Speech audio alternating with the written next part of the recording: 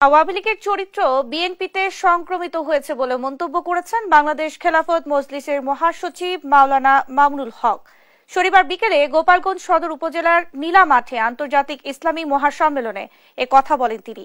বিএনপিকে উদ্দেশ্য করে বলেন, রাজনীতি করতে চাইলে হুজুরদেরকে ভাড়াটিয়া মনে করা যাবে না, ভ্রাতৃত্বের দৃষ্টিতে হাতে হাত মেলাতে হবে।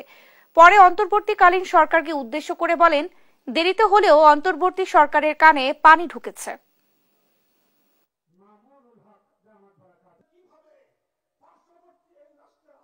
এই আওয়ামী লীগের ডাকে দেখি এই চরিত্র বিএনপির মধ্যে সংক্রমিত হয়েছে।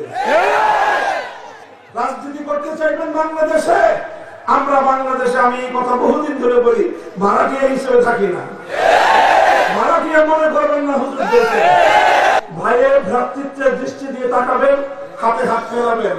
আমি আপনার ভাই, আপনি আমার ভাই। পূর্বপুরুষদের প্রতিফলন রক্ত দিয়ে আমরা জমিন খরিদ করেছি।